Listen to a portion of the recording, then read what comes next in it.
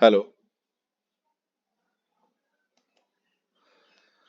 चांद को चांदनी मुबारक, चांद को चांदनी मुबारक, फलक को सितारे मुबारक, सितारों को बुलंदी मुबारक, सितारों को बुलंदी मुबारक, और आपको हमारी तरफ से ईद मुबारक।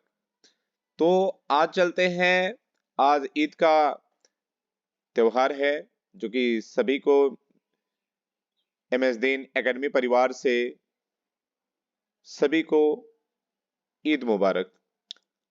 आज हम आगे बढ़ते हैं और आज का डेली करंट अफेयर देखते हैं, जिसमें सबसे पहले आज का इतिहास यानी 11 अप्रैल का इतिहास जानेंगे।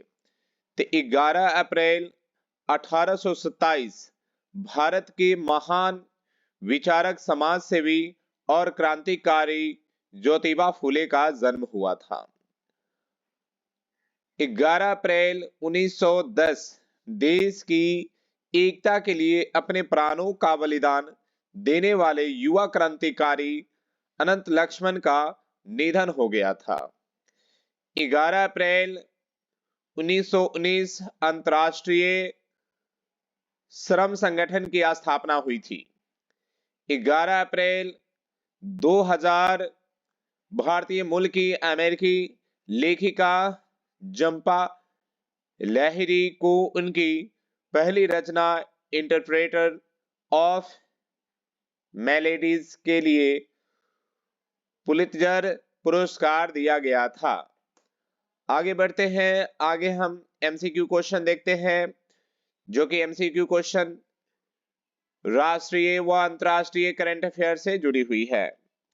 जो कि आज का पहला सवाल है, राष्ट्रीय सुरक्षित मातृ दिवस प्रतिवर्ष कब मनाया जाता है? तो ये जो है 11 अप्रैल के दिन मनाया जाता है।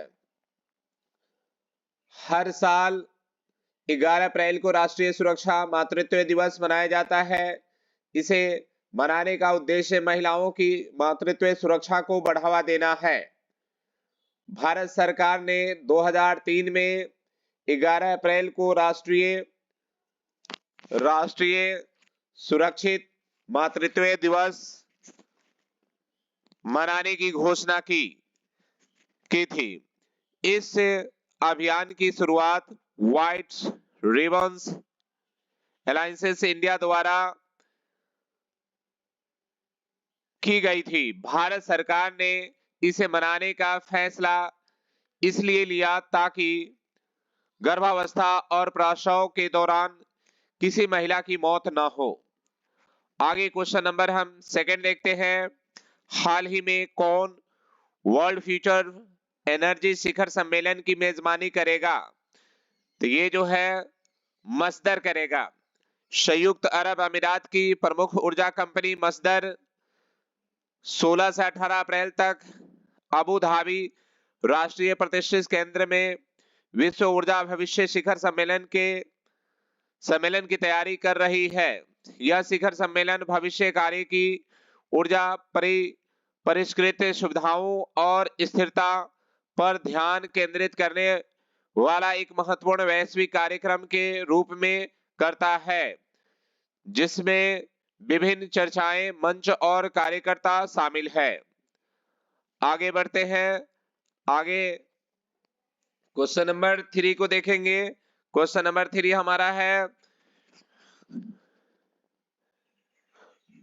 क्वेश्चन नंबर 3, विश्व पार्किंग दिवस हर साल कब मनाया जाता है? तो ये जो है 11 अप्रैल के दिन मनाया जाता है। हर साल 11 अप्रैल को दुनिया भर में पार्किंग दिवस मनाया जाता है। इसका उद्देश्य है ज्यादा से ज्यादा लोगों को इस बीमारी के बारे में जागरूक किया जा सके। इसके बावजूद आज भी लाखों ऐसे लोग हैं जो इस बीमारी का नाम तक नहीं जानते हैं होंगे। पार्किंस डिजीज एक मस्तिष्क से जुड़ा विकार है, जिसकी वजह से शरीर कई बार बेकाबू और आपे से बाहर हो जाता है। आगे देखते हैं क्वेश्चन नंबर 4। हाल ही में वर्चुअल एटीएम के लिए जेके बैंक ने किसके साथ साझेदारी की है? तो जेके बैंक ने जो है पेमार्ट इंडिया के साथ साझेदारी की है। आगे देखते हैं, हाल ही में जेके बैंक ने पेमार्ट इंडिया प्राइवेट लिमिटेड के साथ साझेदारी के लिए वर्चुअल एटीएम सुविधा शुरू करने की घोषणा की। इस साझेदारी वाले उद्देश्य से बैंक के उत्पादकों के लिए अपने उत्पादकों के माध्यम से कार्डलेस ब्रेकिंग की शुरुआत करना है। सहायता का लक्ष्य विशेष रूप से जम्मू कश्मीर और इंडोनेशिया में अपने कामकाजी क्षेत्र में वित्तीय सुविधा प्रदान करना है। आगे देखते हैं, आगे क्वेश्चन नंबर हमारा 5 है। क्वेश्चन नंबर 5 के देखेंगे, हाल ही में किसे एनसीडीएफआई के अध्यक्ष के रूप में चुना गया है? तो ये जो है मिनेश शाह को जो है चुना गया है। हाल ही में नेशनल कोलंबिया डेवलपमेंट बोर्ड्स के प्रमुख मिनेश शाह को national Colombia federation of India limited का अध्यक्ष चुना गया है। एनसीएफआई ने अपने निदेशक मंडल में 8 निदेशकों को भी निर्विरोध चुना है।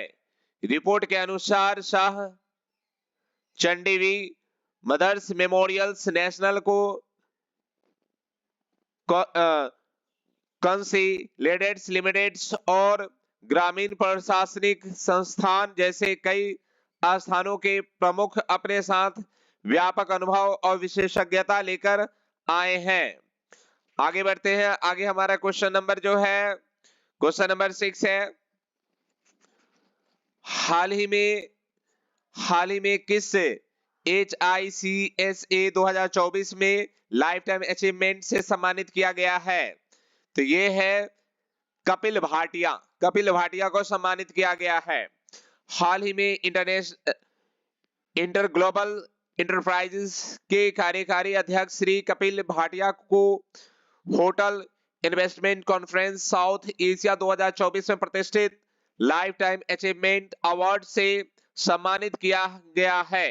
पुरस्कार समारोह बेंगलुरु में वैश्विक हस्तियों की उपस्थिति में हुआ। HICS पुरस्कार अतिथि उद्योग के भीतर प्रतिष्ठित मान्यता है जो दक्षिण एशियाई क्षेत्र में सबसे उल्लेखनीय होटल विकास का जश्न मनाता है। आगे बढ़ते हैं, आगे क्वेश्चन नंबर हमारा 7 है। 7 नंबर क्वेश्चन को देखेंगे। क्वेश्चन नंबर 7, हाल ही में कहां तटीय सुरक्षा अभ्यास सागर कवच आयोजित किया गया है? तो ये जो है लक्षद्वीप। देश की सभी समुद्री सुरक्षा एजेंसियों ने 1 से 2 अप्रैल तक लक्षद्वीप में 2 दिवसीय अभ्यास में हिस्सा लिया। अभ्यास के दौरान समुद्र क्षेत्र से आसन खतरों के मद्देनजर तटीय सुरक्षा तंत्र का जताया लिया गया है। भारतीय नौसेना, तटरक्षक बल, समुद्री पुलिस, मत्स्य विभाग, सीमा शुल्क और अन्य सुरक्षा एजेंसियों की टीम तटीय सुरक्षा अभ्यास सागर कवच में शामिल हुआ है। आगे देखेंगे क्वेश्चन नंबर 8, हाल ही में किसे जैविक विविधता पर कॉन्वेंशन का सचिव नियुक्त किया गया है? तो ये जो है ए शोमेकर को किया गया है। हाल ही में सुश्री एस्ट्रिड शोमेकर्स को जैविक विविधता पर कन्वेंशन के कार्यकारी सचिव के रूप में नियुक्त किया गया है। संयुक्त राष्ट्र महासचिव एंटोनियो गुटेरेस ने सुश्री एस्ट्रिड शोमेकर को जैविक विविधता पर कन्वेंशन के कार्यकारी सचिव के रूप में नियुक्त किया गया है। आगे हम लोग देखेंगे क्वेश्चन नंबर 9। तो क्वेश्चन नंबर 9 क्या है कि हाल ही में किस राज्य में मनोहर अंतरराष्ट्रीय हवाई अड्डे ने डीजी सिस्टम का उद्घाटन किया है? तो ये है गोवा में किया गया है। गोवा के मोपा में मनमोहक अंतरराष्ट्रीय हवाई अड्डा डीजी टूर सिस्टम शुरू होने वाला भारत का 14वां हवाई अड्डा बन गया है। यह कैमिक्स सक्षम प्रणाली यात्रियों के प्रवेश और आवेदन पर विभिन्न हवाई अड्डे चौकियों को स्वचालित करने के लिए चेहरे की पहचान तकनीक का उपयोग करती है, जिससे यात्रा का अनुभव अधिक सहज हो जाता है। आगे देखते हैं क्वेश्चन नंबर 10 की बात करते हैं। क्वेश्चन नंबर 10 हमारा क्या है? हाल ही में EIU की रिपोर्ट के अनुसार व्यापार करने के लिए दुनिया की सबसे अच्छी जगह कौन सी है? तो ये है सिंगापुर। हाल ही में EIU रिपोर्ट के अनुसार सिंगापुर में अगले 5 वर्षों के लिए दुनिया का सबसे अच्छा कारोबारी माहौल है। द इकोनॉमिक्स इंटेलिजेंस यूनिटी की बिजनेस एनवायरनमेंट रैंकिंग ने दक्षिण पूर्व एशियाई शहर राज्य को उसके उच्च स्तर की आर्थिक और राजनीतिक स्थिरता के कारण सर्वश्रेष्ठ बिजनेस डेस्टिनेशंस के रूप में नामित किया है। तो इस तरह आज के आपके करंट अफेयर कंप्लीट हो गए, जो कि ये सभी एग्जाम के लिए काफी महत्वपूर्ण है। और आप सभी को फिर से आज के दिन की जो मुबारकबाद जो है कि आज ईद है, और आप सभी को फिर से ईद मुबारक।